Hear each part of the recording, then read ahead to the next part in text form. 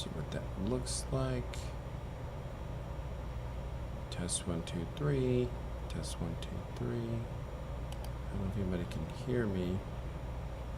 Test 1, 2. See what that looks like. Is that good? I just restarted everything. I think there's two microphones here. There's a front microphone and there's a microphone in the computer because it's telling me there's two. Oh, you're just using this one? I muted the other one and then just restarted and did here. Oh, okay, and I unplugged it out of this hub too. That might have helped. Okay, we did a few things differently, so okay. I'm gonna go ahead and back up real quick. Thank you for being patient with us while we figure out some of those technical difficulties with your technology. Again, this is Gilroy Madrid. Thank you for being with me today. It won't be too long here. This is the first of 3 meetings that we have just to give general information about federal programs and career and technology. Thank you, Reba and Mr. Alvarado, for getting the technology side worked out that we're having some issues with. I think we got it worked out. There is a sign-in sheet that will be part of this, but you don't have to do the sign-in sheet if you don't want to. You can if you want. I will put the link inside the chat as well, so that way if you want to sign in you can. It's perfectly fine. The other thing that I wanted to give you a heads up on is, let me just come right here. This is the sign-in sheet. You are more than welcome to click on it. Okay, and then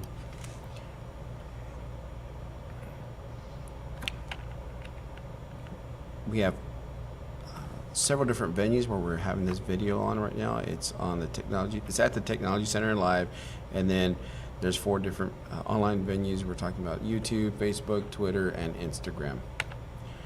There is any comments or suggestions, you can do it here or you can do it on those other online platforms as well. These meetings are just informational meetings, nothing major, nothing different from what we've done in the past. There is a meeting today, there's a meeting on Thursday, and then we have another meeting on Saturday. You can attend any one of them, you don't have to, but that's just for opportunities for people to come in and give any comments or just listen. So the first part is these are requirements that we have to do with federal programs. We do receive federal money from the federal government, and people think, oh, well, you get to do whatever you want with it. There's a lot of rules tied to that money and how we spend that money and where we spend that money. And so I'll talk a little bit about that today. And then with that, there's also some requirements that schools have to do when they receive some of those federal funds from the government. And so the first of all is that parents have the right to be involved in their schools. They have the right to be making educational decisions for their kids. So we would think that that's something that it's understood, but the federal government just wants to make sure that we tell parents that. There's also, in the federal programs aspect of it, we talk about it's a blueprint basically when we have campus improvement plans, district improvement plans, and we discuss things of like how we look at the school year in improving in whatever it is. It's not to say that there's a lot of things that are bad, but we're always looking at growing and becoming better every year as every year goes by. And every day we try to be 1% better than we were the day before. So that's all that is. And so there are plans in place to improve, whether it's STAR EOC, kids getting extra help, and then how we do that in the most efficient way possible. And we engage parents as well throughout that whole process. There is another aspect of that entails for the elementary campuses that each campus at the elementary level has to have these parent meetings. They have to have that. They have to have a parent compact. They have to have these meetings. And so every year, if you look in the student handbook at your campus for your children, that there is a, let me go here real quick, that there is a aspect of knowing what goes on in your schools. And so that's on the websites as well. There is a policy that addresses parent engagement that says we have flexible meetings, we have activities, that you know the curriculum that we teach. And people always wonder, well, I want to know what my kid teaches. Everything else, all the aspects of what is being taught in schools has to come from the state of Texas. There's these things called TEKS, the Texas Essential Knowledge and Skills. And so everything that is taught in public schools, the state of Texas, lawmakers decide what those are. And every so often, they meet again and redo them. I think science is up this coming year to be changed, and so that is an aspect that we have to address. And so the other aspect of that is instruction, how we teach that, and then how we test how we taught that. And that's the whole assessment part as well. And that we provide additional meetings as needed for parents throughout the year, including in the summer if somebody has questions. Well, we have the School Parent Compact, which is just a written agreement that says, hey, we just want you to know that we are looking at improving your students' learning through curriculum instruction, and we support their learning, and that there's communication that goes home as often as possible. And sometimes parents always want to know, well, I want to know this, I want to know that, and there's a lot of privacy issues that come into play when we talk about other people, when people want to talk about other people's kids and situations like that. And so we do appreciate those of you who understand the importance of being private when it comes to students' information. And so the whole goal is to get parents involved. When we talk about curriculum, the curriculum is circled around the STAR into course exams.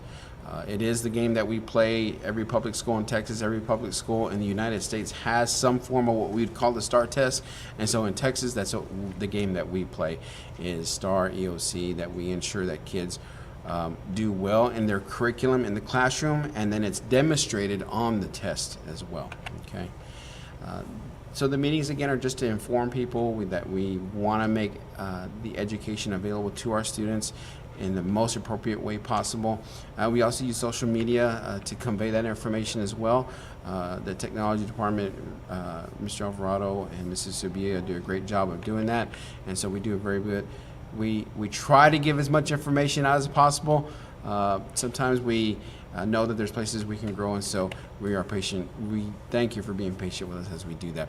There's another aspect that we have to talk about, and it's 1% reservation set aside, and it just basically says that 1% has to be, of 10% has to be reserved in system-wide for our schools. And so that's basically, it says we reserve 1% of the money that we get from federal funds for family and parent engagement. A lot of that money we use to pay Mrs. Casas, who is our parent liaison for the district, who does an amazing job making sure kids get what they need. And sometimes we don't really think about that, but it can even be like how I can get to school. I may not know how I need to get to school. I don't even know what I need to get to school, or they may be struggling to get to school for whatever reason. We're not here to judge anybody. We're just here to make sure that kids get to school the best they can so they can learn. And so we do appreciate Mrs. Casas going out every day trying to help kids get to school and do their very best. Thank you, Mrs. Casas. The other thing that we inform parents of is that we are always to inform parents of teacher qualifications. That can be done several ways. There's a statement in our handbooks that say, hey, you are able to know your teacher's qualifications when it comes to teaching. Now, that doesn't mean that you can show up to the school and say, I want to know what your teacher qualifications are. It doesn't work like that. It works in the sense of, I need to know if my teacher is certified, basically, right?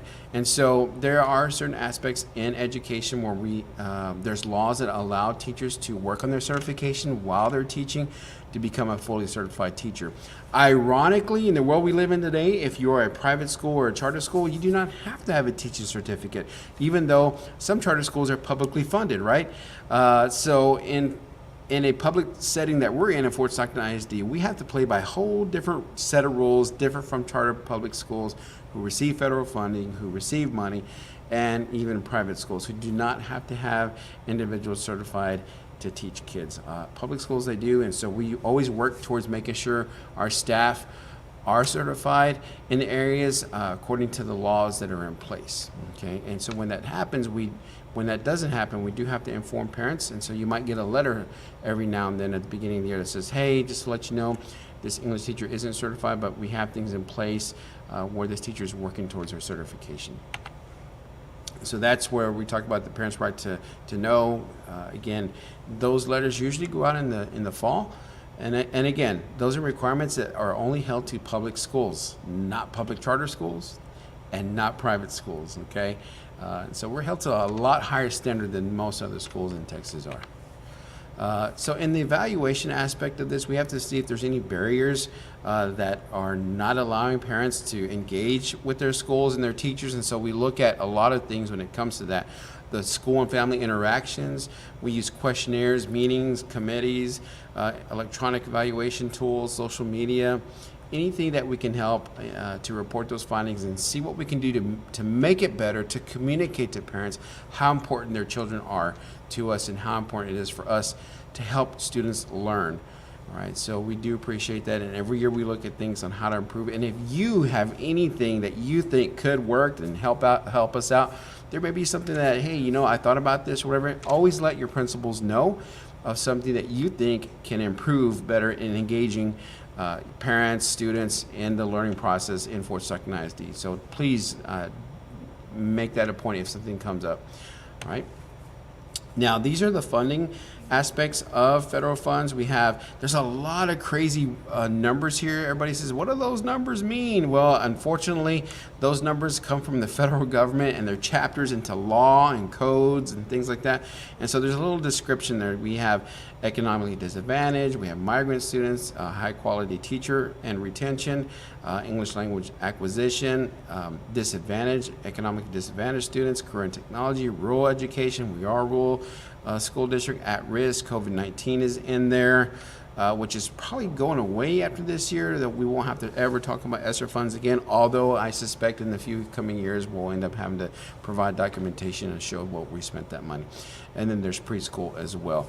The majority of our funds are designed to have staffing on board so that we can reduce lower class sizes in our schools. Now, that doesn't mean that athletics or band has small class sizes, but what that means is those classes where the core classes of math, English, reading, social studies, science, we try to make those as small as possible so we can have a lot of teacher engagement one-on-one with the students. Then we look at Title I, Part A, improving basic programs. Again, this is just how we can improve on economically disadvantaged students, and then how we look at the entire educational program as far as low and achieving students. And then when you talk about programs, we're like, what can we do that most effectively increases student achievement in our schools for our students? And if we have any evidence-based research, I will tell you that in the last year, recent years, there is a lot of new curriculum, methods of teaching, and a lot of research going into how students learn. And so your kids may come home with different things like Amplify or Mathia or different aspects or Eureka, and it may be a challenge. But I will tell you, if your students are ever having a challenging class, whatever it is, please get with their teacher. Their teacher and their principals are the number one place to go so that we can help them to do better in their schools. And so I will tell you the aspects of what students had to learn 5, 10, 15, 20, 30 years ago are a lot different, but there are some aspects of learning that are super important, like a lot of things are the basics of math, right? People say, let's go back to basics, and I'm with you 100%, although when you look at some of the test exams and some of the questions kids have to answer, they are far from being basic whatsoever. So just understand that sometimes happens.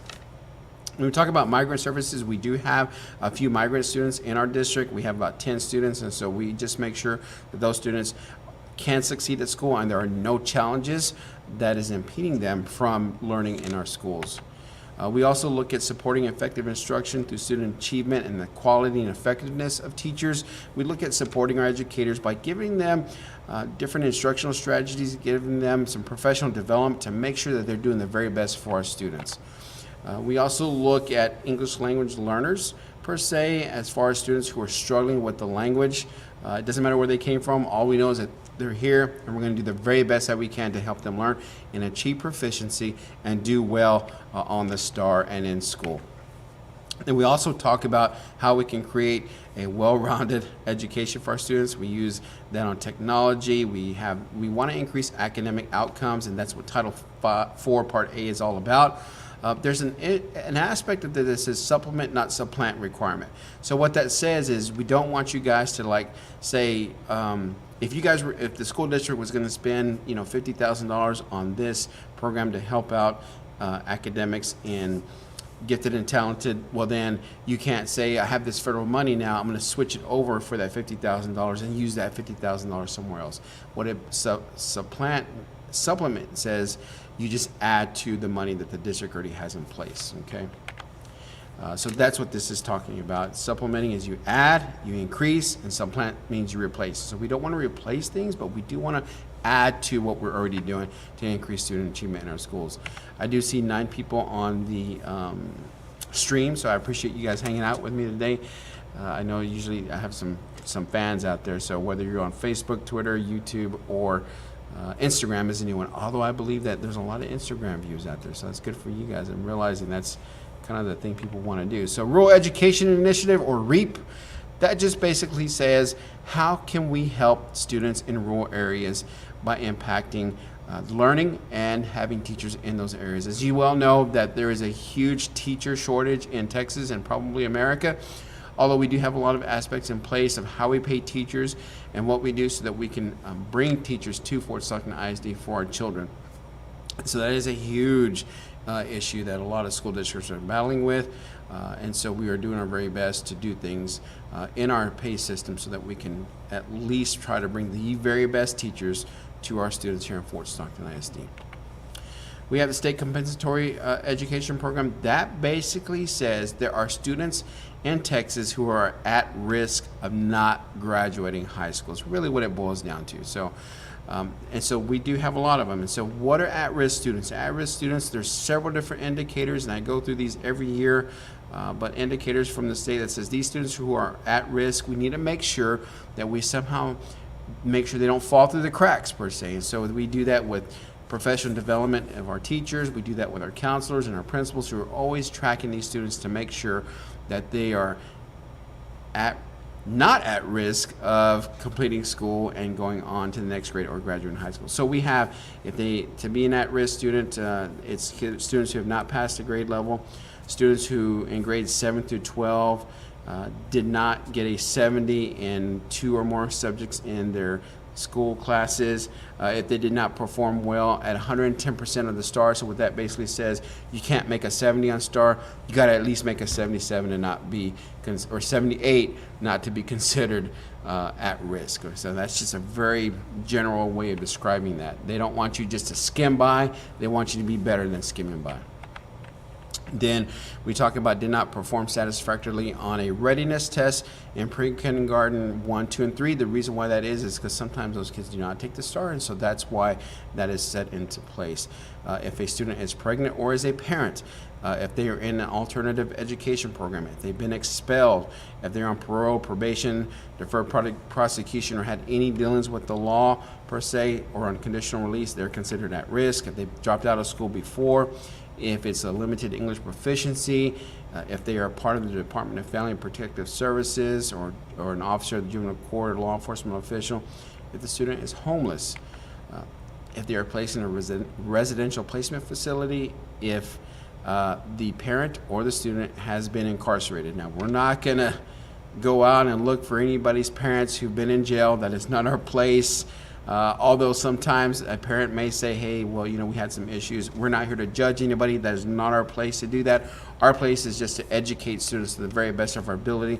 And so we're super excited and glad that it doesn't matter who walks through our doors. We're going to do the very best that we can to make sure students are learning at their very best. And then the last one, this one did get added here recently, is if students are enrolled in a designated dropout recovery school under section 39.0548. Okay, so that is a new one that got added to the list. Every year they add 1 or 2 new ones. Now, I'm going to go into some current technology aspects of Fort Stockton ISD. And so this is, we have Mr. Alvarado, who is our Career and Technology Director and Assistant Superintendent, who does a great job of making sure that all this is in place. So I'm just going to go over a few of those things while we have you here. The first thing I wanted to go over is, the first thing we look at these indicators is there's some things that we're doing very well at. There's some things that we can do a little bit better at, okay? And I just want to share with you some things. The first thing that these indicators that we have to show our general public is the 4-year graduation rate. If you notice, our 4-year and the district 4-year graduation rate is the same. When we talk about extended graduation rate, what we're saying is the kids who didn't graduate in 4 years, did they graduate in 5 years? Did they graduate in 6 years? And so ours is a little bit lower than the state, although the academic proficiency in reading language, if you notice, statewide is 54%, where the district is 100% for our current technology students. when we look at proficiency in mathematics, we do tend to struggle a little bit in math compared to the state. And we're just talking about career technology students in these indicators, okay? And when we talk about science as well, we're above that level. We're above the level when it comes to post-program placement. What that means is, yes, great, kids did a great job of taking metals or wood shop or art classes or band classes that you could look at doing a career in the future. It could be the technology classes. And so Fort Stockton does a better job of making sure those kids go beyond what we do in high school, whether it's through a technical school, whether it's through college, or there's some sort of post high school learning, okay? The other thing is that, do we have non-traditional students in a program? That seems pretty low for the state, but that basically says, do we have girls? I'll give you the best example I can give you is, do we have girls in auto tech classes? Do we have boys in cosmetology classes? The state is at 19%, our district is at 36%. One time somebody asked me, why do y'all need to know that? I wish we didn't have to, because it really doesn't matter if they're a male or female. If a kid wants to learn something, we're going to do our very best to make sure that they learn whatever they're interested in so that they can go on to life and be successful. If you notice here, we are struggling with being attained recognized. There's some issues, and I know what it is. It's different aspects that we could be better at, and so that's what that is, and then being a completer in the program quality as well. This is just another way of looking at those indicators. It just shows where the state is at, and then where we follow. If it's district non-CTE, oh no, sorry. This is district non-CTE learners and district CTE. CTE means career and technology. I apologize for that. So if you notice, our CTE students who are involved in any kind of career and technology education do a little bit better in all the indicators if they were not in a CTE class, career and technology. So what does that tell me? That tells me that the more that kids are busy doing things with their hands and doing things with their thinking and solving problems, the better they do academically. And so that is super important, just to remember that. Now these are our labor market alignments. This just shows the amount of learners that we have in architecture and construction. So these are all the pathways that Fort Stockton ISD has for our students to go through, as far as how does it align with the labor market. So we have a lot of individuals in architecture and construction, health science, human services, business, ag, law and public service, art, audiovisual technology, transportation, hospitality, manufacturing. Education is a little low, and science and technology, engineering, mathematics are a little low as well. So that just shows where we have the majority of our kids in our schools as far as what they see their life and their career in the future. These are just codes. People ask me one time, how do you know how to code people? Well, a non-CTE student is one who's never completed a high school CTE course. A participant is one who's had at least one CTE course. And then a explorer is one who has 2 or more high school CTE courses. And so these are just definitions that the state of Texas just wants us to know and wants us to keep track of. And Mr. Alvarado and the high school counselors and the career and technology team, including the principals, Dr. Vogel and Mr. Cruff and Mrs. Porter, do an amazing job of making sure that they try to get these kids to become some sort of CTE completer as well. And shout out to Mr. Vasquez, who says we'll have a lot of completers next year. I hope we do, Mr. Vasquez. And so what Mr. Vasquez is talking about is that he's saying, hey, a completer in his world, Mr. Vasquez is one of our CTE teachers who teaches woodshop. And so there's ways to become a completer, and one of the ways is certain certifications that they can get in their courses. Thank you, Mr. Vasquez, for doing that. I appreciate you. When we talk about program and study overview, we just have to make sure Perkins 5 is what's considered the current technology aspect of education that we have in public schools, and it just incorporates a lot of things like challenging state standards, academic and technical employability skills. We talk about progress, and if there's multiple entry and exit points, incorporating credentialing, which basically says we have some students who will get their CNA, we'll have some cosmetology students who will be able to cut hair and things like that. And so we look at the overall standards of our study, of our programs of study, and how that impact our students in our schools.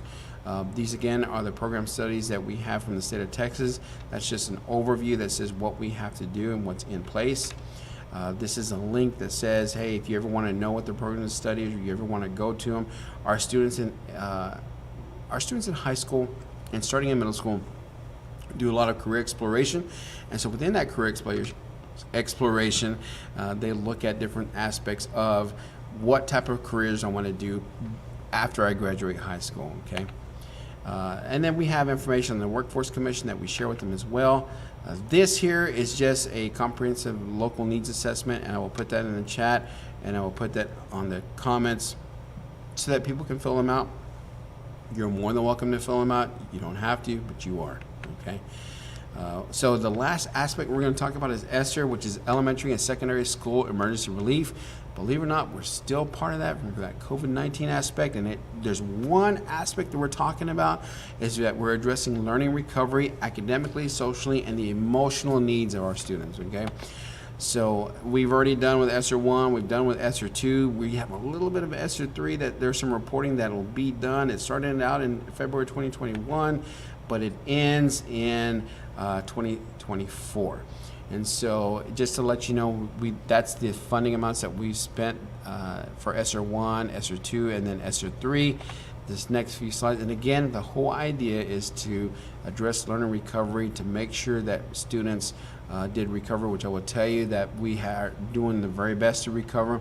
We've increased the rigor of our curriculum. We've spent quite a bit of money on technology in our buildings to help students do better and learn.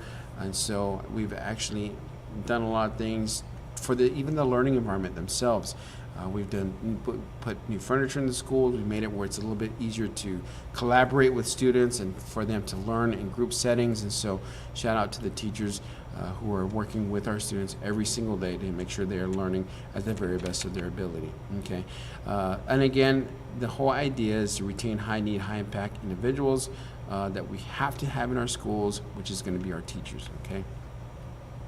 We have to make sure that we address learning recovery through high quality assessments and the best practices.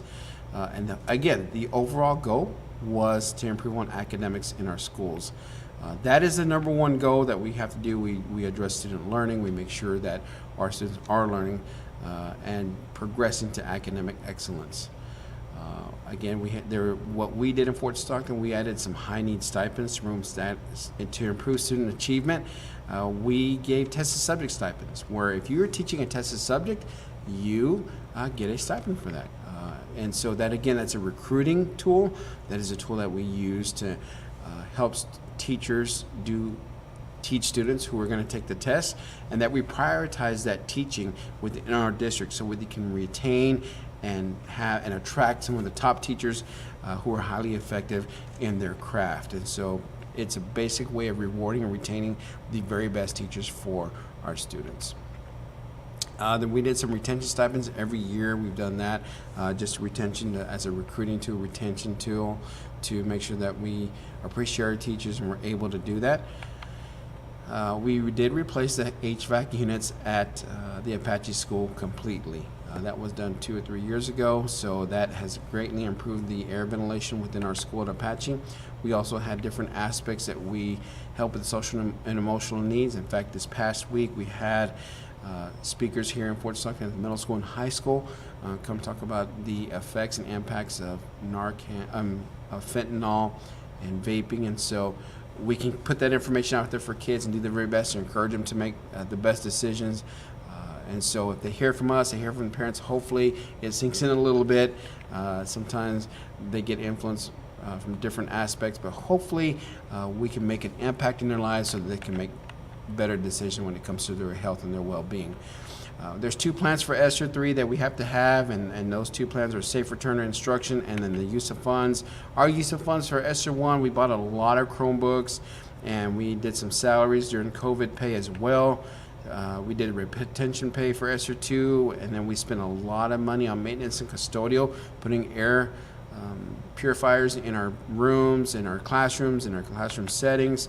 And then in ESSER 3, we spent quite a bit of money on different aspects, retention pay, zone pay, and academic stipends. You can notice here this impacts teachers and students as far as making sure that they have the best teachers that we have in the classrooms as well. There's the air filters, the HVAC, and so we spent quite a bit of money, and in the end, we are going to be zeroed out with all the money that we've spent from the federal government, but we do still have to report it. And so on our website, it is right there. If you ever wanted to click on it, there's information right there. We're almost done to the end. So with that being said, if you have any other questions or comments about anything that you suggest, I think I have somebody's asking a question over here, so I'll ask Amber to repeat it to me real quick. Yes, ma'am. I have a comment that Mr. Vasquez says we'll have a lot of completers next year. Yes. Yeah, what Mr. Vasquez is talking about when he talked about completers, as I mentioned earlier, is he's talking about high school. Mr. Vasquez is our woodshop teacher.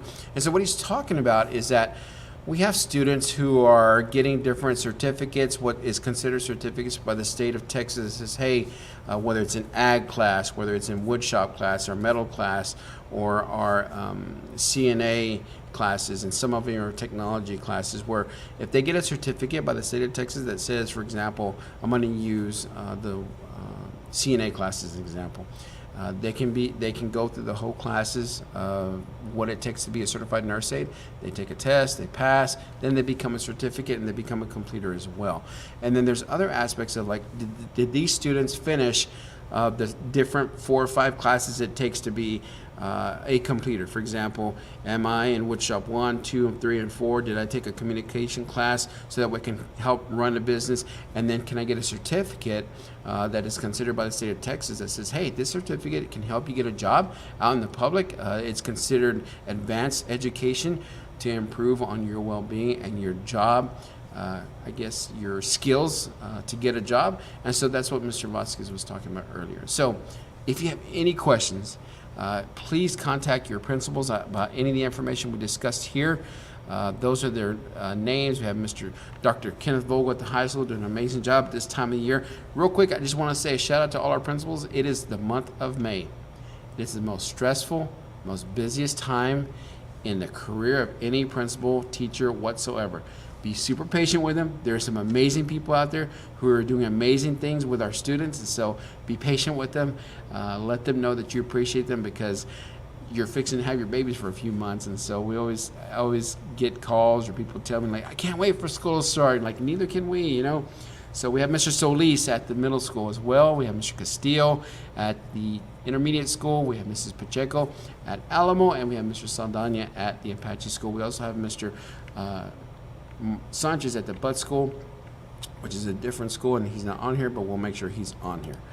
With that being said, if you have any other questions, thank you very much. It's about 33 minutes. I was trying to get this done in 30 minutes. We had some difficulties getting started, but technology did a great job. Thank you guys. I appreciate it. With that being said, I will add some comments in there for the sign-in sheet and then information. Other than that, you guys, the best 33 minutes I've had today on May the 7th, 2024. Have a great day. Be safe. And if you need anything, please let us know.